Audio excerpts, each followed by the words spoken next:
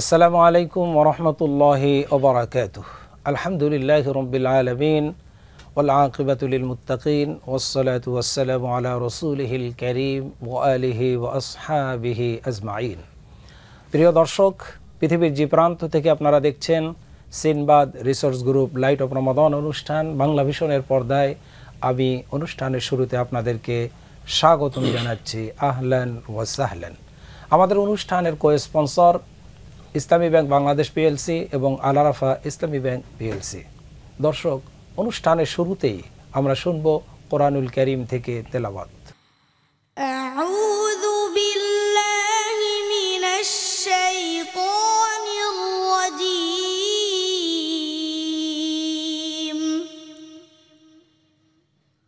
বিসমিল্লাহির রাহমানির রাহিম।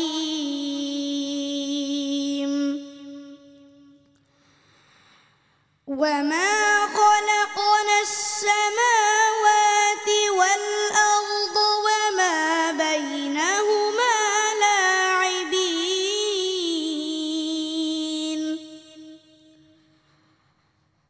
ما خلقناهما إلا بالحق ولكن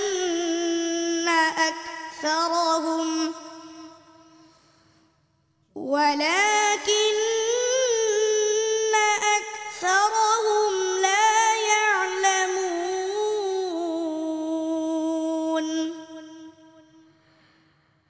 إن يوم الفصل ميقاتهم أجمعين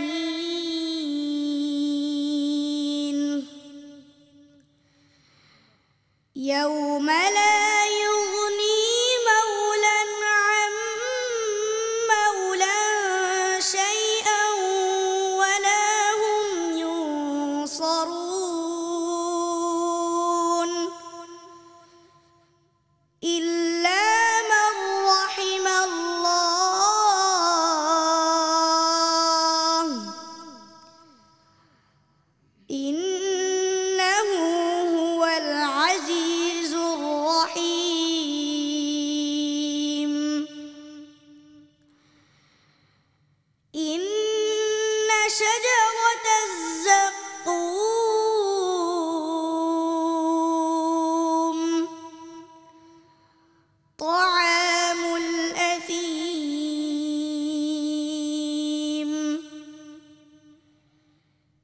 كالمهل يغلي في البطون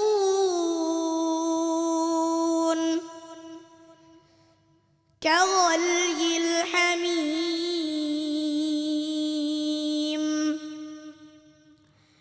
خذوه فاعتلوه إلى سواء الجحيم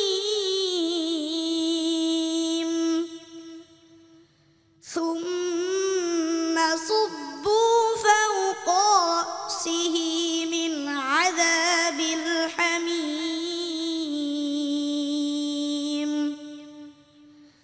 صدق الله مولانا العظيم وصدق رسوله النبي الكريم। দর্শক, কোরআনুল কারীমের তেলাওয়াত শুনলাম। এ পর্যায়ে রয়েছে বিষয়ভিত্তিক আলোচনা, আর আজকের বিষয় হচ্ছে সামাজিক বিশৃঙ্খলা রোধে ইসলামের বিধান।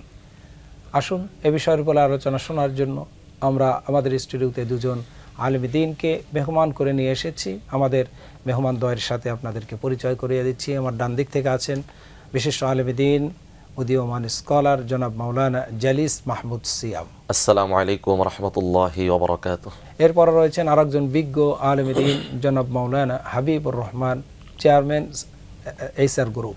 আসসালামু আলাইকুম ওয়া রাহমাতুল্লাহ। ওয়ালাইকুম আসসালাম ওয়া রাহমাতুল্লাহি ওয়া বারাকাতুহু। আপনারা কেমন আছেন? আলহামদুলিল্লাহ। আপনি কেমন আছেন? দুজনকে স্বাগতম জানাচ্ছি। শুকরিয়া। দর্শক, সামাজিক বিশৃঙ্খলা, সমাজের বিশৃঙ্খলা, পরিবারের বিশৃঙ্খলা, এমনকি নিজের জীবনের যে বিশৃঙ্খলা আমার জীবনে আছে, যেটা গোছানো নয়, জীবনটা সুন্দর গোছানোভাবে চলবে, এই গোছানোর ক্ষেত্রে, এলোমেলো বিশৃঙ্খল জীবনের ক্ষেত্রে আমাদেরকে ইসলাম কি বিধিবিধান দিয়েছে, ইসলাম কি সমাধান দিয়েছে, ব্যক্তি, পরিবার, সমাজ। আসুন এ বিষয় নিয়ে আমরা আলোচনা শুনব। আমি যাচ্ছি মাওলানা হাবিবুর রহমান সাহেবের কাছে। প্রথমে আপনার কাছেই জানতে চাই যে ইসলাম দিয়েছে শান্তি, এর বিপরীতে তৈরি হয়েছে অশান্তি অর্থাৎ বিশৃঙ্খলা।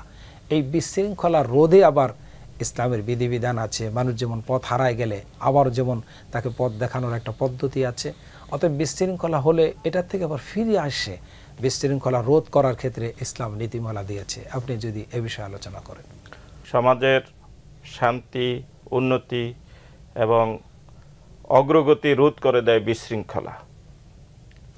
ইসলামের উদ্দেশ্য হচ্ছে বিশৃঙ্খলা দূর করে সমাজে শান্তি প্রতিষ্ঠিত করা। জি।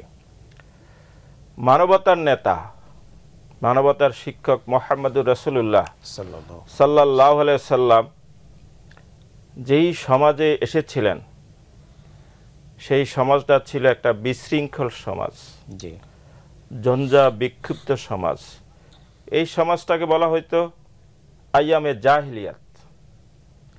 আল্লাহ রাসূল সাল্লাল্লাহু আলাইহি ওয়াসাল্লাম এই সমাজের বিশৃঙ্খলা দূর করার জন্য হিলফুল ফুজুল নিয়ে তিনি কাজ করেছিলেন, কিন্তু সমাজের বিশৃঙ্খলা দূর করতে পারেন নাই। তারপরে যখন হেরা গুহায় তার কাছে আল্লাহর বাণী আসলো এবং তিনি যখন এই আল্লাহর বাণী তথা কোরআন দিয়ে সমাজটাকে পরিচালনা করলেন, তখন আমরা দেখতে পাই যে এই সমাজের সম্পূর্ণ বিশৃঙ্খলা দূর হয়ে, অশান্তি দূর হয়ে একটা শান্তিপূর্ণ ইসলামী কল্যাণ রাষ্ট্র তিনি কায়েম করতে সক্ষম হন। ইসলামী এই কল্যাণ রাষ্ট্রের মূলনীতি কি ছিল? কালামে হাকিমে সূরা হজে আল্লাহ রাব্বুল আলামিন বলতেছেন, আল্লাযীনা ইম্মাক্কান্নাহুম ফিল আরদে আকামুস সালাহ ওয়া আতাউয যাকাহ ওয়া আমারু বিল মা'রুফ ওয়া নাহাউ আনিল মুনকার। এই আয়াতে 4টি মূলনীতি ঘোষণা করা হয়েছে। এই চারটা মূলনীতি যদি কোনো সমাজে পরিচালিত হয়, বাস্তবায়িত হয়, তাহলে এই সমাজ থেকে সম্পূর্ণ অশান্তি, বিশৃঙ্খলা দূর হয়ে সেই সমাজটা একটা শান্তির সমাজ, দুনিয়াতেই একটা জান্নাতি সমাজ সেখানে বিনির্মাণ হয়।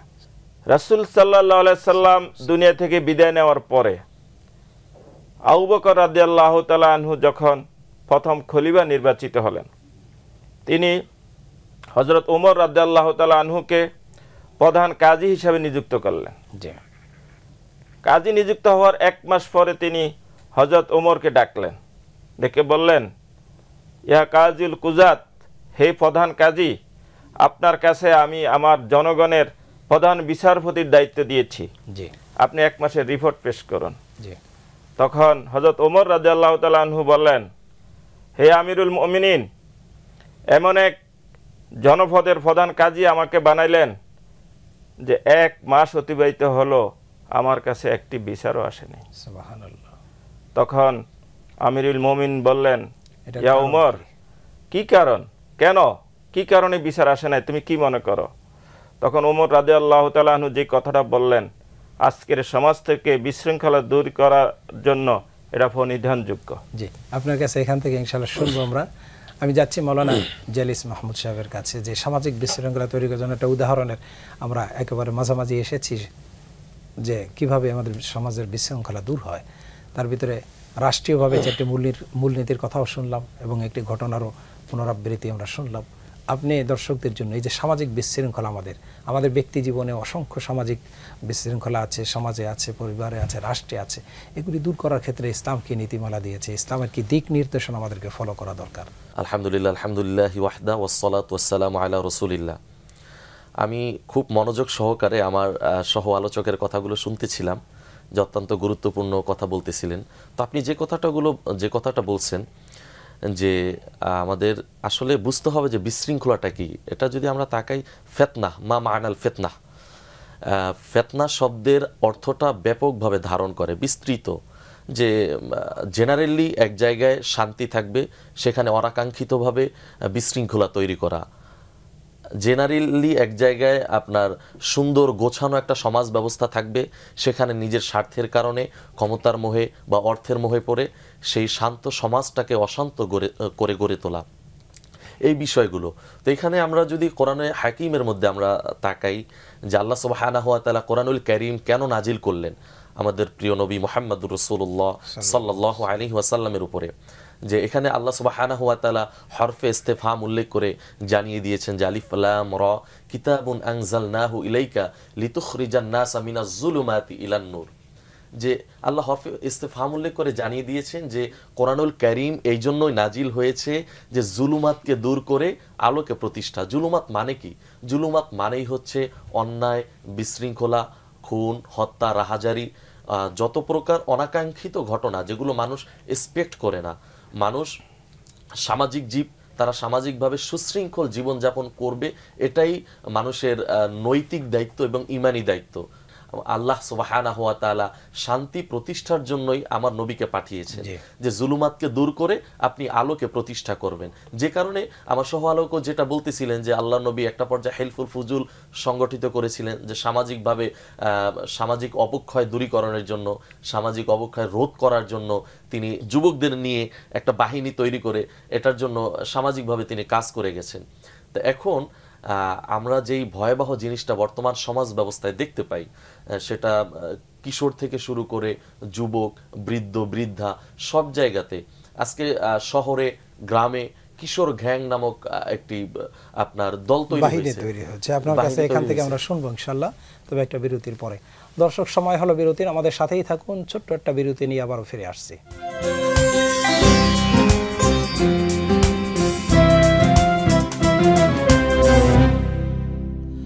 দর্শক, বিরতি থেকে ফিরে পুনরায় আপনাদেরকে অভিনন্দন জানাচ্ছি Sinbad research group light of Ramadan অনুষ্ঠানের co sponsor Islami bank Bangladesh PLC এবং আল আরাফা ইসলামী ব্যাংক পিএলসির সৌজন্যে। দর্শক, আলোচনা চলতেছে সামাজিক বিশৃঙ্খলা, রাষ্ট্রীয় বিশৃঙ্খলা রোধে ইসলামের কি দিক নির্দেশনা রয়েছে। জি, আমরা আল্লাহর নবী থেকে এবং আল্লাহ সুবহানাহু ওয়া তাআলা কোরআনে হাকিম থেকে কি শিক্ষাগুলো পাই, সেটা হলো যে আল্লাহ সুবহানাহু ওয়া তাআলা আমাদেরকে জানিয়ে দিয়েছেন, কোরআনুল কারীমের তাফসীরের মধ্যে বিভিন্ন সূরার মধ্যে পাওয়া যায় যে সমাজের মধ্যে তোমরা একে অপরের প্রতি সহনশীল হও। বর্তমান সমাজ ব্যবস্থায় দেখতে পাচ্ছি খুন, রাহাজারি, অন্যায়, লুট, তারাজ, এগুলোই ধর্ষণ, বিশৃঙ্খলার উপকরণ। আমাদের শিশু ধর্ষণ পর্যন্ত হচ্ছে, যেটা আইএমএ জাহিলিয়াতকে হার মানায়। আমরা দাহিয়াতুল কলবির ঘটনা জানি, আমরা অনেকেই বিভিন্ন সাহাবীদের ঘটনা জানি। সেখান থেকে আমরা শিক্ষা পাই যে তখনও বর্তমান সমাজে যেগুলো হচ্ছে, তখনকার ঘটনা শুনলে মনে হয় যে সেগুলো খুব তুচ্ছ, সেগুলো কিছুই না, তার চেয়ে অনেক বেশি হচ্ছে, অনেক বেশি শিশু ধর্ষণের মতো। আসলে এটার পেছনে কারণটা কি? কারণটা হচ্ছে আমাদের সুশিক্ষার অভাব, সুশাসনের অভাব।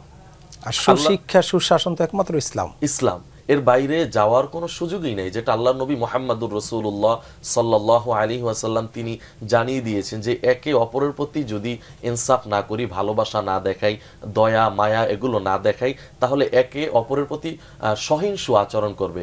নবী সাল্লাল্লাহু আলাইহি ওয়াসাল্লাম বলছেন যে লা ইয়ারহামুল্লাহু মান লা ইয়ারহামুন নাস। তুমি একজনের প্রতি যদি রহম করো, দয়া করো, মায়া করো, তোমার প্রতি স্বয়ং আল্লাহ দয়া মায়া করবে। সুবহানাল্লাহ। যদি তুমি দয়া না করো, আল্লাহ তোমার প্রতি দয়া করবে না। মানে এখান থেকে আমরা অনেক দূরে সরে গিয়েছি। একে অপরের প্রতি ইনসাফ, ভালোবাসা, দয়া মায়া তো দূরের কথা, আমরা মুসলমান তো আমরা তো একে অপরের ভাই। আল মুসলিমু আখুল মুসলিম, ইন্নামাল মুমিনুনা ইখওয়া। অতএব এক ভাই আর এক ভাইয়ের প্রতি যদি সদয় না হয়, তাহলে তো অশান্তি হবে। যে আপনাকে অসংখ্য ধন্যবাদ আমরা যাচ্ছি। অনেক পয়েন্টগুলি চলে আসছে এবং আপনি যে চারটে মূল নীতির কথা বলেছেন এবং ঘটনাও বলেছেন যে কি সমাজ ইসলাম দিয়ে প্রতিষ্ঠা হয়েছিল। আপনি হযরত আবু বকর ওমরের ঘটনা নিয়ে আসছিলেন, যদি আমাদেরকে তাড়াতাড়ি করে বলেন ঘটনাগুলি। ওমর রাদিয়াল্লাহু তাআলা আনহু যেটা বললেন যে দীনিহুমুন নাসিহা ওয়া মানহাজুহুমুল কুরআন, সুবহানাল্লাহ, ওয়া আমালুহুম আল আমরু বিল মারুফ ওয়া নাহি আনিল মুনকার, ওয়াইজা আহাদাহুম মারিদান সাদুহুম, ওয়াইজা তাজা আদুহুম, ওয়াইজা তাকারা নাসারুহু, কুল্লু ওয়াহিদিন মিনহুম ইয়ারিফু হাদ্দা ফায়াকিফু ইনদা ফাফিমা ইয়াকতাসিমুনা ইলাইয়া ইয়া খলিফাতাল মুসলিমিন। সুবহানাল্লাহ। সমাজের বিশৃঙ্খলা দূরীকরণের মূলনীতি এই কথাগুলোর ভিতরে এনাফ আছে। যে সেটা কি, যে তাদের দীনহুন নাসিয়া, তারা হচ্ছে পরস্পরের কল্যাণ কামনা করে, এটাই তাদের দিন। মানে আমাদের দিন ইসলামটাই হচ্ছে কল্যাণকর ধর্ম, কারো অকল্যাণ কেউ কামনা। ইসলামের বিধানের ভিতরে কখনো শুধু মানুষ কেন, আল্লাহর গোটা সৃষ্টির কোনো অকল্যাণ কামনা করে না। ওয়া মানহাজুহুমুল কোরআন, তাদের সংবিধান হচ্ছে আল কোরআন, তারা সবসময় সংবিধান কোরআন পড়ে, কোরআন মানে, মানে কোরআন হচ্ছে পাথেয়। জি। আর তাদের কাজ হচ্ছে সৎ কাজের আদেশ দেওয়া, অসৎ কাজের নিষেধ করা। আর যখন তাদের মধ্যে কেউ অসুস্থ হয়, সবাই মিলে তার শুশ্রূষায় লেগে যায়। যখন কারো কোনো জিনিসের প্রয়োজন হয়, সবাই মিলে তার প্রয়োজনটা পূর্ণ করে। যখন কেউ অভাবী হয়ে যায়, অন্যরা তাকে সাহায্য করে। প্রত্যেকে তাদের সীমাটা জানে এবং সেই সীমায় এসে দাঁড়িয়ে যায়। তাহলে তাদের মধ্যে আর কি জন্য ঝগড়া হবে, আর কেন বা তারা বিচার করবে? সুবহানাল্লাহ। এই জন্য এক মাসের মধ্যে কোনো বিচার আসেনি। আজকে দেখেন লক্ষ লক্ষ মামলার জট, সমাজে বিশৃঙ্খলা, শান্তি নেই, রাহাজানি, ভীতি চারিদিকে কাজ করে। এই জায়গা থেকে যদি আমরা সমাজকে বাঁচাতে চাই, এক নম্বর হচ্ছে যদি আমরা সমাজের বিশৃঙ্খলা দূর করতে চাই, তাহলে কোরআনের শিক্ষা সর্বমহলে ছড়িয়ে দিতে হবে। কোরআনের শিক্ষার মাধ্যমে তাকওয়া সৃষ্টি হয়, আর তাকওয়ায় মানুষকে অন্যায় থেকে বিরত রাখে, যেটা আল্লাহ বলেছেন ইন্নাস সালাতা তানহা আনিল ফাহশায়ে ওয়াল মুনকার। তাহলে এক নম্বর মূলনীতি হচ্ছে নামাজ, আর নামাজ মানুষকে অন্যায় এবং নিষিদ্ধ কাজ থেকে বিরত রাখে। দুই নম্বর কথা হচ্ছে ভ্রাতৃত্ববোধ তৈরি করা, সাম্য, সমাজের সাম্য তৈরি করা, যেটা আপনি বলেছেন ইন্নামাল মুমিনুনা ইখওয়া ফাসলিহু বাইনা আখাওয়াইকুম। মুমিনরা হচ্ছে পরস্পর ভাই ভাই, সুতরাং এক ভাই ভাইরা পরস্পরের কল্যাণ কামনা করবে। এরপর হচ্ছে ন্যায় বিচার প্রতিষ্ঠিত করা। ন্যায় বিচার না থাকলে সমাজে অন্যায়টা বেড়ে যায়। আল্লাহ রাব্বুল আলামিন বলতেছেন ইয়া আইয়ুহাল্লাযীনা আমানু কুনু কাওয়ামিনা বিল কিসত শুহাদা লিল্লাহ ওয়ালাউ আলা আনফুসিহিম আবিল ওয়ালিদাইন ওয়াল আকরাবিন ইয়াকুন গানিয়ান আও ফাকিরা। যে ঈমানদাররা, তোমরা সত্যের সাক্ষী হয়ে যাও, ন্যায় বিচারক হয়ে যাও, ন্যায়ের পক্ষে দাঁড়িয়ে যাও। যদি সেটা তোমার বিরুদ্ধেও যায়, তোমার পিতামাতার বিরুদ্ধেও যায়, তোমার নিকটাত্মীয়ের বিরুদ্ধেও যায়, এবং সেটা যদি ধনীও হয় অথবা গরিবও হয়, বিচার সঠিক থাকবে। জি। আজকে সমাজে যদি বিচারটা হয়, আমরা সেখানে দেখি নিকটাত্মীয়ের বিরুদ্ধে হইলে, নিজের বিরুদ্ধে হইলে সেখানে ন্যায় বিচার পাওয়া যায় না। ধনীর বিরুদ্ধে কোনো বিচার পাওয়া যায় না, বরং গরিবদের বিচার করা হয়, যার কারণে সমাজে ন্যায় বিচারও প্রতিষ্ঠিত নাই, দলের পক্ষের লোকজনের বিচার, সমাজও শান্তিও নাই। এটা শুধু ব্যক্তি না, দলগতভাবেও তো তাই, রাষ্ট্রীয়ভাবেও। জি জি। হযরত ওমর রাদিয়াল্লাহু তাআলা আনহু তার ছেলে যুদ্ধের ময়দানে যখন ভুল ক্রমে মাদক সেবন করে ফেলেছিল, এবং সেই ছেলে মুসলিম সেনাপতির কাছে গিয়া বিচারও হয়েছিল, তাকে 80 দোটা মারাও হয়েছে, কিন্তু এই বিচারটা জনসম্মুখে হয়নি। যখন ওমর রাদিয়াল্লাহু তাআলা আনহু এটা জানলেন, তখন তিনি পুনরায় বিচারককেও ডাকলেন এবং ছেলেকেও ডাকলেন, এবং পুনরায় বিচার করে জনসম্মুখে নিজ হাতে ছেলের দণ্ড কার্যকর করলেন এবং ছেলে মারা গেল। তাহলে ইসলামের বিধিবিধান হচ্ছে ন্যায় বিচার করতে হবে এবং দণ্ড প্রকাশ্যে কার্যকর করতে হবে। তাহলে আমরা যদি এটা সমাজে বাস্তবায়ন করতে পারি, তাহলে সমাজের বিশৃঙ্খলাটা দূর হতে হবে। অসংখ্য ধন্যবাদ আপনাদের দুজনকে। অনেকগুলি বিষয় চলে আসছে অল্প ছোট্ট সময়ের ভিতরে আলোচনায়, আপনাদের দুজনকে মোবারকবাদ। দর্শক, বিশৃঙ্খলা রোধে ইসলামের বিধান অত্যন্ত চমৎকারভাবে আমাদের ঘটনা চলে আসছে, আমাদের শিক্ষা চলে আসছে। এক কথা হচ্ছে যে ইসলাম শান্তির ধর্ম, ইসলামই পারে একমাত্র শান্তি প্রতিষ্ঠা করতে। আল্লাহর একটি নাম হচ্ছে সালাম, তিনি স্রষ্টা, তার গোটা পৃথিবী সৃষ্টি, আমরা মানুষ তার সৃষ্টি। অতএব সালাম নাম যোগ করে আল্লাহ পাক আমাদের জন্য একটি বিধান দিলেন, যে বিধানের নাম দিলেন ইসলাম। ওই ইসলাম মানে শান্তি, সর্বত্র শান্তি প্রতিষ্ঠা হবে। তার উদাহরণ পেশ করা হলো রাসূলের যুগ থেকে, সাহাবীদের যুগ থেকে, খোলাফায়ে রাশেদার যুগ থেকে। ইতিহাস প্রমাণ করে ইসলাম দিয়েই শান্তি এসেছে। যেই সমাজটা ছিল একেবারে অন্ধকার, জাহেলিয়াত, মূর্খতার, বাড়াবাড়ির যুগ, বিশৃঙ্খলার যুগ, সেই যুগকে বিশ্বনবী 10 বছরের ইসলাম দিয়ে শাসন করে, 23 বছরের চেষ্টা করে যুবকদেরকে নিয়ে পারেন নাই, কিন্তু ইসলাম দিয়ে 10 বছর পরে বিশ্বনবী এমন সমাজ প্রতিষ্ঠা করলেন, সেই সমাজের নাম তিনি দিলেন। তিনি নিজে বললেন খায়রুল কুরুনি কারনি, আমার যুগ হচ্ছে সবচাইতে শ্রেষ্ঠ যুগ।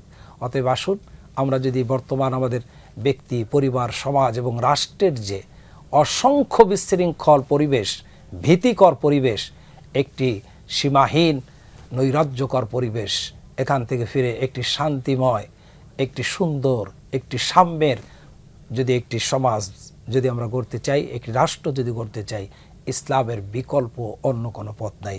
আল্লাহ যেন আমাদেরকে এটা বুঝে ইসলামের আলোকে আমাদের জীবনকে পরিচালিত করে সমাজ রাষ্ট্র পরিচালনা হওয়ার তৌফিক দান করেন।